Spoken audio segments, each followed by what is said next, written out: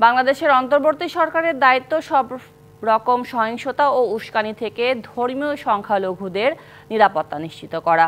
শুক্রবার এক সংবাদ সম্মেলনে এসব কথা বলেন ভারতের পররাষ্ট্র মন্ত্রণালয়ের মুখপাত্র রণধীর জয়সওয়াল। অন্তর্বর্তী সরকার ধর্মীয় সংখ্যালঘুদের সুরক্ষা ও স্বার্থ নিশ্চিতে সব ধরনের ব্যবস্থা নেবে বলে আশাবাদী দেশটি। চিন্ময় কৃষ্ণ দাসের বিচার প্রক্রিয়া স্বচ্ছ ও ন্যায় বিচারের ভিত্তিতে হবে বলেও আশা প্রকাশ করেন Randhir Jaiswal. India has consistently and strongly raised with the Bangladesh government the threats.